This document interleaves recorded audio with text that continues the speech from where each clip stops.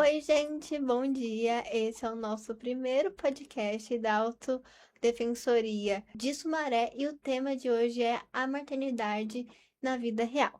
Hoje estamos com duas convidadas que elas irão se apresentar agora.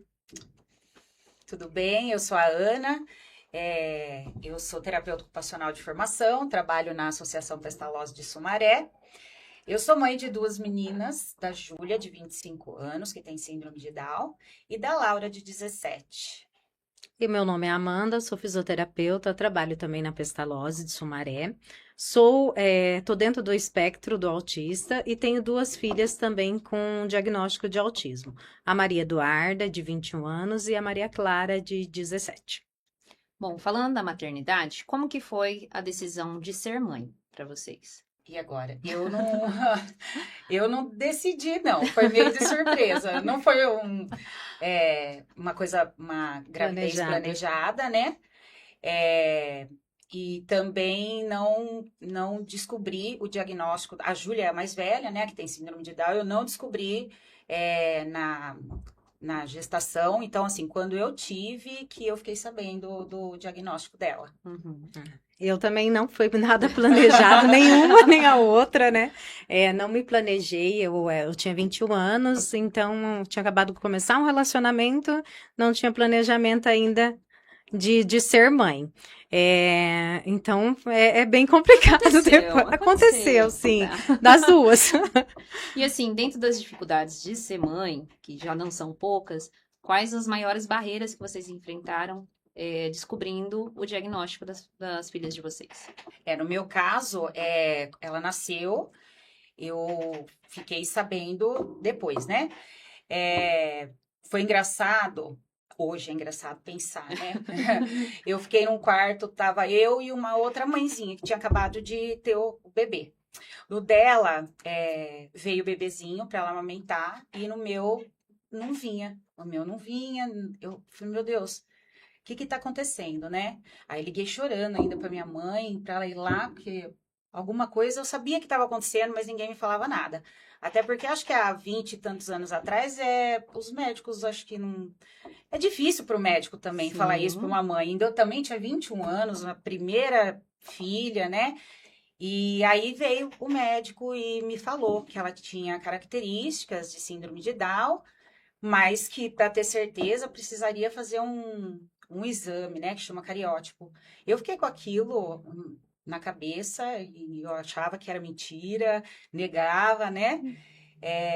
Mas aí só depois de bastante tempo que ela veio para amamentar. Eu já estava em luto, já estava em negação, foi bem difícil esse primeiro vínculo, confesso. Para mim foi um pouquinho mais complicado porque a gente não sai da maternidade ali com um diagnóstico, né? No decorrer da criança, no desenvolvimento ali que a gente começa a ver característica, né? A Clara que apresentou as primeiras características do autismo, mas a gente demorou para chegar no diagnóstico. Ela começou ali com 6 anos a 4 anos, a gente já via algumas alterações, mas eu ainda não era formada, então a gente só tinha algumas suspeitas que tinha algo diferente. A Eduarda já era mais desenvolvida, porém a gente não observava tanto. Daí quando veio a Clara, a gente olhava e falava, nossa, tem alguma coisa diferente, mas o quê? Né? E até naquele tempo a gente não se falava tanto do espectro, né? Foi se falar bastante do autismo agora, recentemente, há uns 4, 5 anos que começou essa questão, né? Então o diagnóstico foi um pouquinho tardio. Para mim não foi tão surpreso da Maria Clara, que é a mais nova. O da Eduarda que a gente se surpreendeu bastante, porque foi o que a gente fechou por último, né? O diagnóstico. Ela já tinha 20 anos, então foi o que mais demorou para a gente observar. E daí depois, quando ela foi para a vida adulta, que foi para a faculdade, que foi trabalhar, que a gente começou a olhar os transtornos ali mais de perto, né? Principalmente dentro de toda a sobrecarga.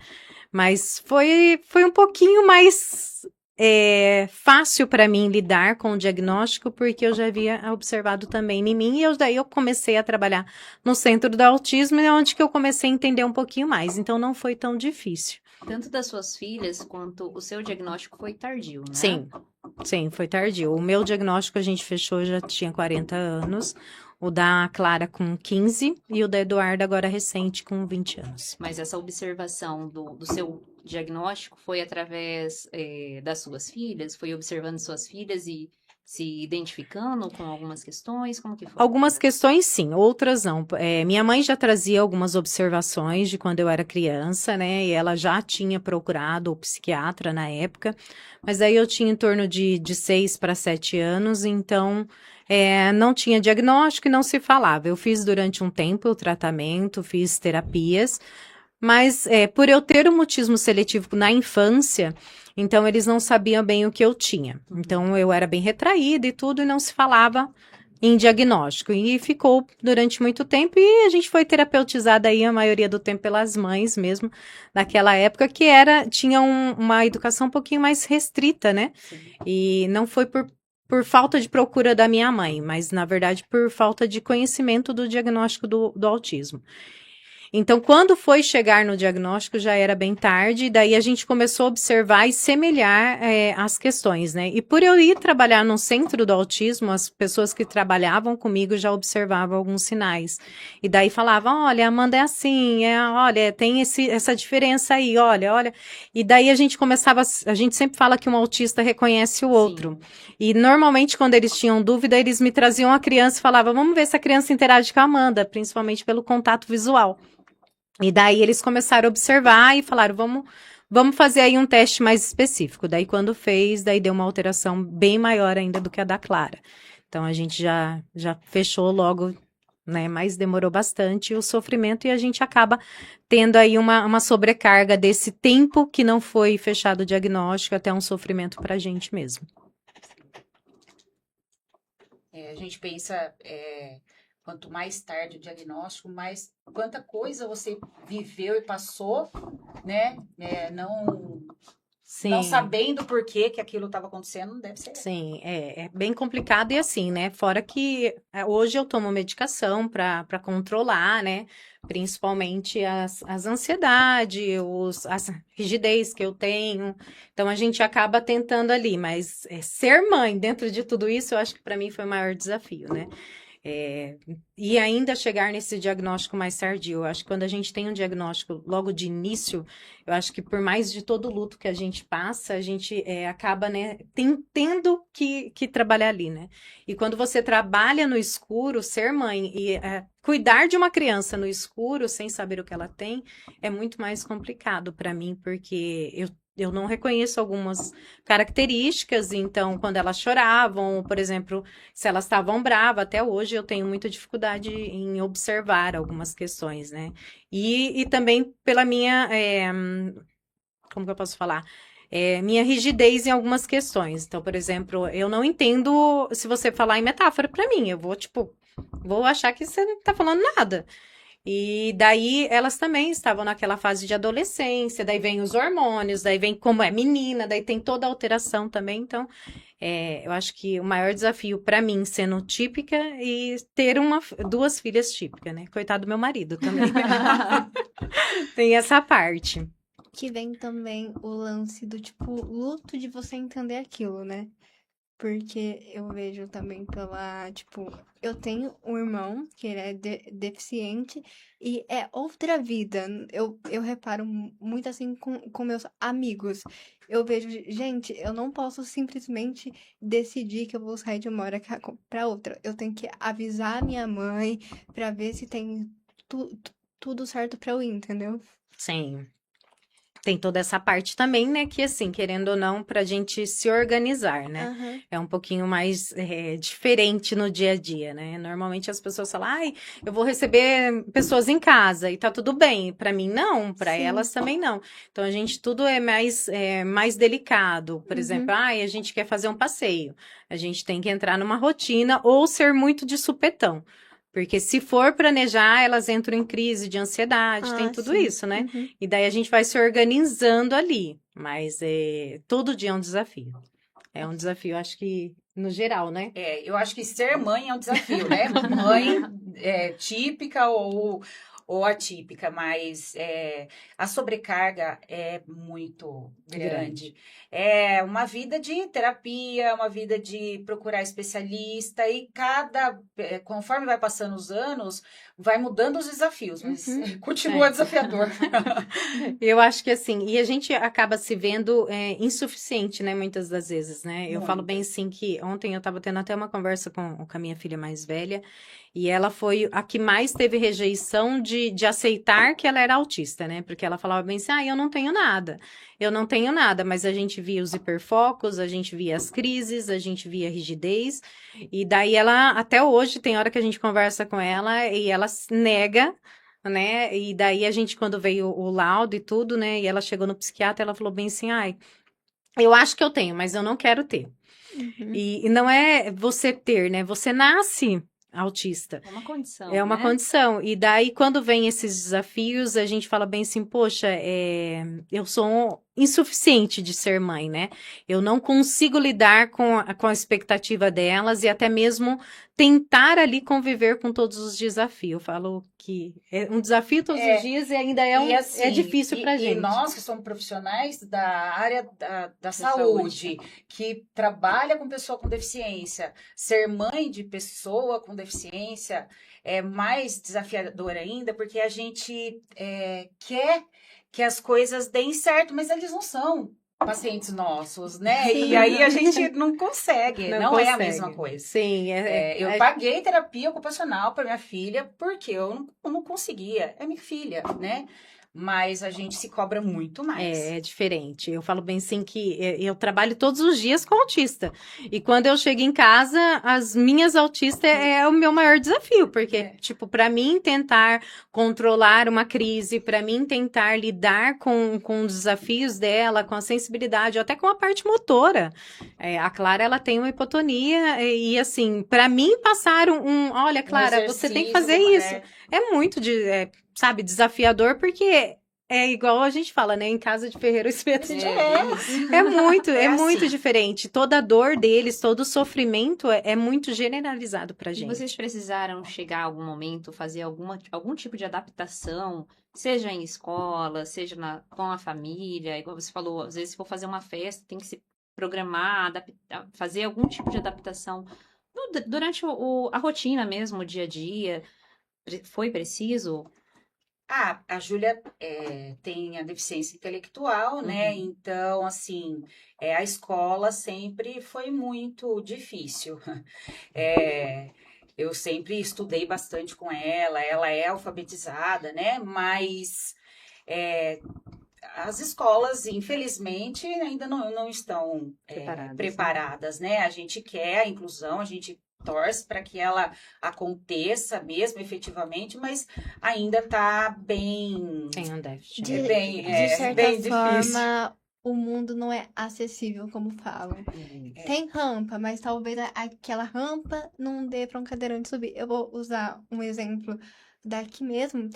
A gente tinha até um banheiro adaptado, né? E quando a gente vai falar, não, mas tem o banheiro adaptado. O cadeirante falou, até tem.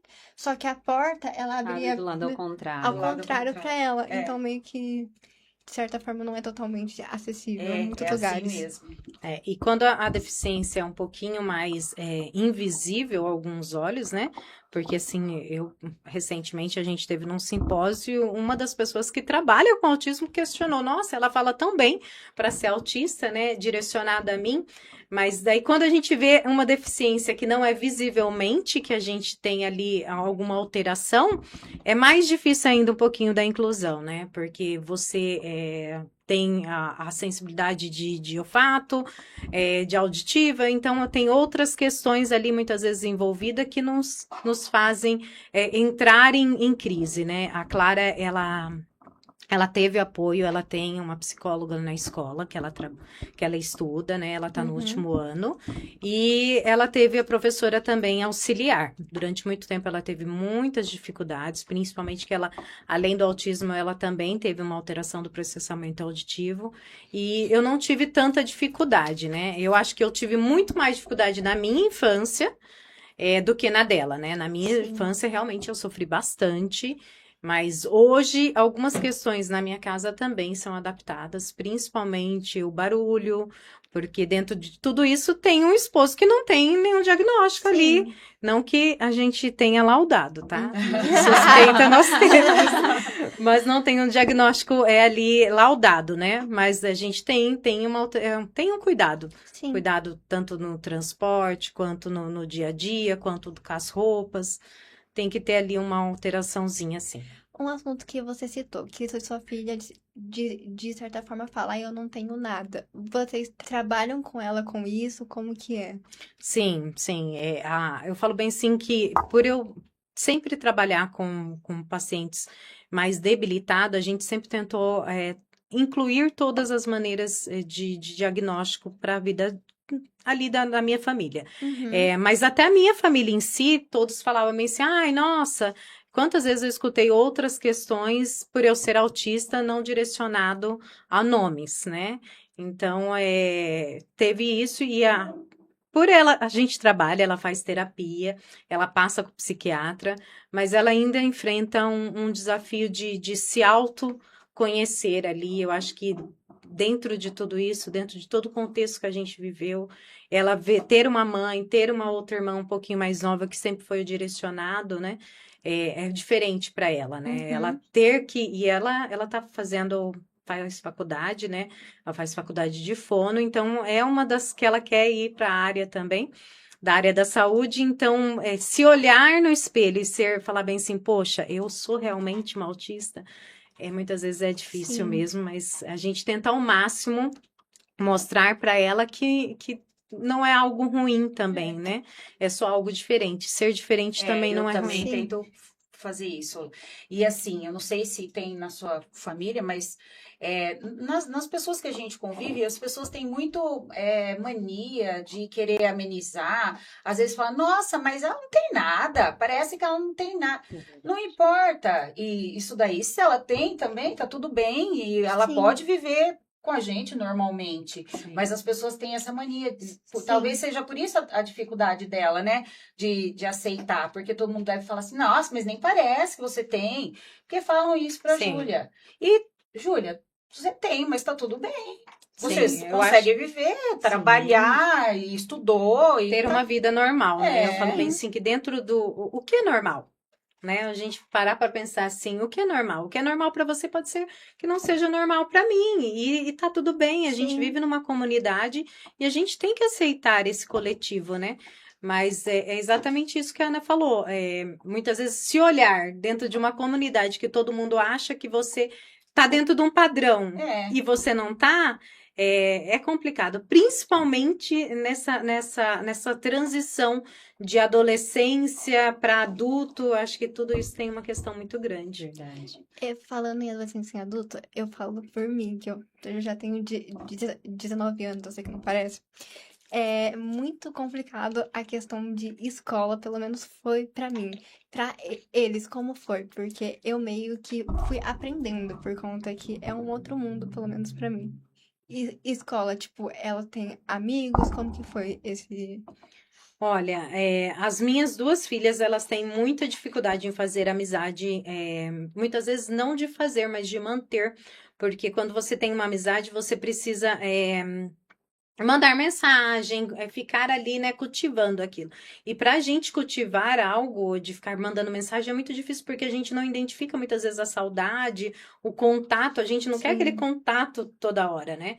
Então, assim, a transição da Eduarda na escola foi fácil, porém, até hoje ela tem alguns desafios, principalmente em tentar se manter em grupo. Sim. Para ela é muito mais fácil ela se manter mais sozinha, que é a mais velha. Aham. Agora, a Clara sempre me deu muito trabalho. Nossa, ela chorou do dia que ela conhece a escola até hoje.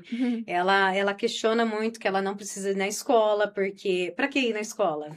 Então, assim, pra gente até hoje, no último ano, ainda é muito desafio, porque, assim, ela não quer mesmo ir na escola, pra ela é ruim estar lá, principalmente porque ela tem uma seletividade alimentar muito grande, então ela quase não come. Então, ela fica com fome muitas vezes, aí se ela leva alguma coisa, daí ela tenta associar tudo, mas ela não entende que ela precisa se alimentar, ela não sente fome necessariamente. Então, a gente tem que é um desafio grande ali a escola, complicado. viu? Todos os dias. Tem hora que ela pede pro No caso, psiquiatra. no caso da Júlia, hoje ela já não estuda mais, só trabalha. Mas quando ela era pequenininha, tudo bem, ela era incluída, era chamada para os aniversários, ela tinha os amiguinhos, até porque a deficiência ela passa meio que despercebido para as crianças. Aí eles vão crescendo e acho que vão percebendo, né? E aí eu comecei a sentir. Aí ela parou de ser convidada para os aniversários, aí todo mundo tinha a turminha e ela não. Então, eu acho que nessa fase quando eles estão crescendo, foi um pouco mais difícil. Hoje, eu faço parte de um grupo, eu acho isso ótimo, quando você tem esses grupos, né, que se reúnem, então eu faço parte de um grupo de jovens, né, com síndrome de Down, e ela tem as melhores amigas dela, e agora elas saem, vai para casa uma da outra, saem, vão para lanchonete, muito, muito melhor. Então, ela tem as amizades, mas iguais a ela. As outras não. Agora perguntando um pouquinho da autonomia. A fala de vocês, a Júlia eu cheguei a conhecer, as suas filhas ainda não conheci, mas elas são bem autônomas, né? Como que foi da asa? Que eu acho que para qualquer mãe, eu acho que chegou essa fase, Quem eu disse acho que que a dá. É isso que eu ia responder. acho que Eu não dei asa. Não dei asa. eu tenho muita dificuldade. Eu tenho. Eu me policio o tempo todo. Eu falo, meu Deus, ela já tem 25 anos, eu tenho que. Mas eu ainda fico bem. Eu sou bem. Protetora. Eu acho que isso é uma grande questão. Eu acho que nem só da questão de ser atípica ou não. É uma questão de mãe. mãe. Gente, é muito difícil. Eu não quero que elas namorem, eu não quero que elas saem, eu não quero que elas possam ir num baile, porque eu tenho medo. Então, assim, Eu principalmente... acho que tem a ver com a maternidade Sim. mesmo, viu? É muito difícil. Eu falo bem assim que até a Eduarda, com 21 anos, para ela pegar um ônibus, para mim, foi muito difícil. E até hoje, né? Até o Uber, você fica olhando onde elas sim. estão, né? E como, aonde que tá, o que vai fazer, o horário que vai chegar.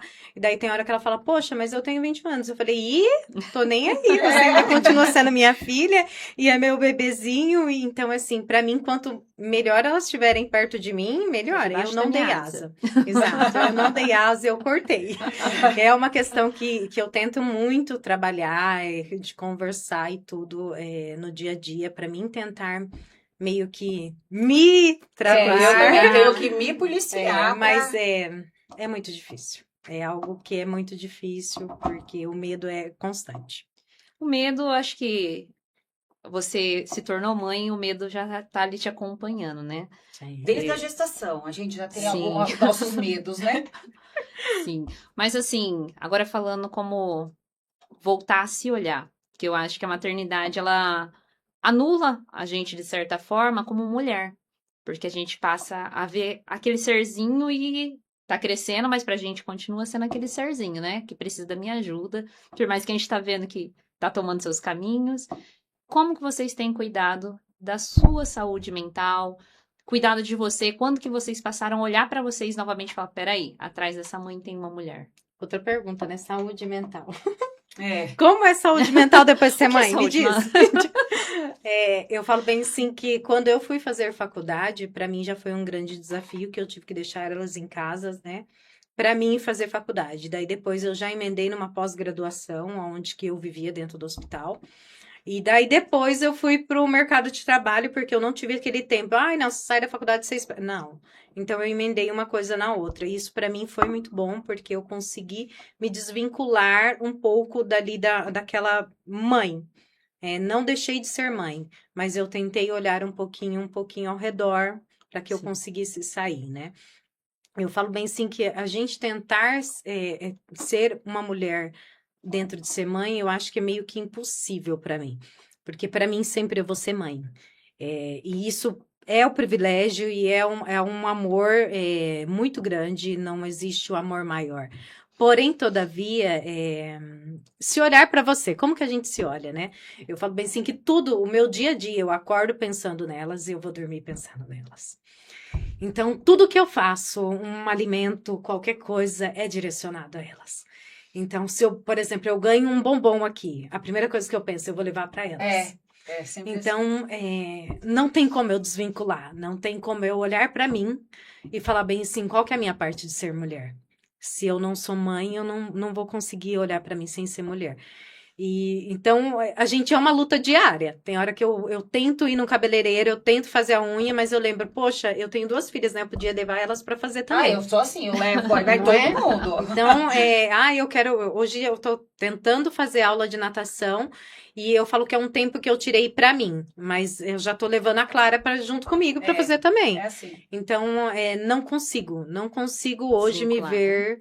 ver somente mulher. Ou, olha, eu não consigo sair com meu marido sozinho. Sabe, falar bem assim, hoje a gente vai sair pra jantar sozinho.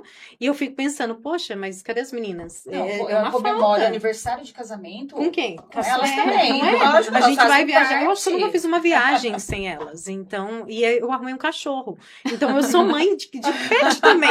Então, essa semana a gente queria ir no clube e a gente ia, eu, ele e as meninas. Ele falou, amor, eu não consigo sair porque o cachorro tá no portão me olhando. Ah, Então, a gente sempre se vê nessa paternidade e na maternidade. Depois que a gente vira pai e mãe, é muito difícil você se olhar como um outro ser. Eu mesma coisa, tá, mãe? Eu acho que é muito parecido, né? Hoje, o que eu faço, como elas já estão mocinhas, né? Então, vai junto comigo, vai fazer cabelo, vai fazer unha, mas é sempre assim. A gente não aceita a gente tá fazendo e não tá fazendo para elas. Isso né? Tem um bombom, eu vou ter que levar, não vou poder comer. Isso aí é normal. Mas quando a Júlia nasceu, eu me anulei muito. Tanto que eu acho que eu esqueci que eu existia, porque eu cheguei nos 118 quilos, eu fiz redução de estômago, eu me perdi, eu não me cuidava mais. Então, assim, depois que aconteceu tudo isso, que eu vi que estava mesmo me afetando até na minha saúde, aí eu preciso, nós como mãe temos que nos cuidar para poder cuidar deles, né? Então, aí agora eu já melhorei um pouco, mas sempre pensando neles não adianta, a gente vai pensar assim. E a gente se cuida ainda pensando neles, né? Que a gente se cuida olhando e fala bem assim, poxa, eu preciso me cuidar porque eu preciso ter uma vida um pouquinho mais longa. Para mim, privilegiar o casamento delas, o nascimento dos filhos e estar ali super protegendo. Mesmo quando a gente se cuida, a gente ainda olha para estar no mercado de trabalho muda bastante, porque você fica o dia todo fora, então você tem uma vida mais dinâmica, né? fala ver pessoas, né? Ver pessoas já, diferentes, excelente. já muda. A gente vê as amigas e fala, né? Chora junto e assim. Inclusive, quase parei de olhar pra você, senão eu falei... Eu também. Vou começar a chorar aqui. Não tem como, né? Eu acho que a gente só sabe o que é ser mãe depois que a gente vira mãe, né? Porque eu acho que jamais a gente entende um pouquinho do sentimento de ser mãe antes. Porque eu olhava pra minha mãe e falava meio assim, poxa vida, né? Ela é minha mãe, mas é diferente. É muito diferente. Eu falo, todo sofrimento é cada diferente. mãe tem a sua luta. A cobrança eu acho que é geral. Esses dias eu conversando com a minha mãe também, falando dessa cobrança que a gente se faz diariamente. Por mais que você tá fazendo tanto, parece que você não fez nada. E aí, eu conversando com ela já em planto, já vou já. E ela também olhou pra mim e falou, filha, comigo também foi com você, que você foi minha primeira. Aí eu comecei a chorar. Então, hoje como mãe, eu vejo isso, né? Sim. Então, o quanto que é gratificante você olhar aquele serzinho dando um sorriso pra você e acho que paga e falando, mostrando pra você que tá valendo a pena. É assim. Tá valendo a pena. Então, eu acho que como mãe, a gente tá em crescimento constante. Por mais que a gente se cobra sendo insuficiente, a gente é suficiente. Então, acho que a gente tem que se valorizar. Cada dia é difícil essa autoafirmação, mas eu tenho que trabalhar isso em mim também como mãe, falando hoje como mãe. Porque a cobrança é muito grande. E eu não digo só da sociedade, eu acho que a pior cobrança é a nossa. É a nossa. É a nossa, né? De cada dia, cada dia é uma novidade, cada dia é uma cobrança diferente, mas é tão gratificante o sorriso, ou quando você vê uma pequena conquista. E falando em conquista, agora eu vou para a pergunta, né? Que tem alguma coisa que vocês lembram falando assim de conquista das filhas de vocês, assim, que você fala, poxa, ela conseguiu isso. Não que não seria capaz, mas assim, que foi algo marcante pra vocês. Ai, são tantas. Nossa, muitas. São Não tem nem... tantas. A Eduarda tá na faculdade hoje, né? Então, para mim, eu tenho morro de orgulho de falar que ela tá estudando, daqui a um tempo ela se forma em uma das formações que tá sendo aí, né? As minas de ouro, que a gente costuma falar, né? As pedras raras. Ela vai se formar em fonoaudiologia, então, sabe, o desafio dela é estar trabalhando, ela trabalha com crianças também, então já é um grande desafio. Então, acho que isso já é um grande privilégio de andar, falar, comer. A Clara é uma menina também de ouro, né? Ela enfrenta os seus desafios todos os dias. Muitas vezes do mínimo, eu falo bem assim, o mínimo delas acordar e falar bom dia, mãe. Hoje mesmo ela acordou e ela estava em casa, ela manda assim, bom dia, mãe, tudo bem? E ela poder compartilhar, conversar com alguém, para mim já é um grande motivo para a gente se orgulhar, né? Tem dia que ela chega em casa, ela mostra as notas das provas dentro de uma pessoa que odeia estudar pra gente. Ela mostra para mim, olha, mãe, tirei 9, que 10 numa prova, então... não pela nota, mas sim por ela estar ali, né? Se autoconhecer, conseguir participar de uma aula, né? Então, para mim, todos os dias delas acordarem, para mim, já é um motivo de agradecimento. A Júlia também, todos os dias ela surpreende com alguma coisa que eu falo, nossa, ela conseguiu fazer sozinha, ela vai, ela faz, todos os dias eu me surpreendo. E eu sou muito orgulhosa, das duas, lógico, né? Mas muito orgulhosa, todo dia ela enfrenta, eu imagino o quanto ela enfrenta. Se a gente parar para pensar o quanto eles enfrentam, a gente vai sofrer mais. Então, a gente só tá vendo que elas estão conseguindo. Isso aí é o mais importante.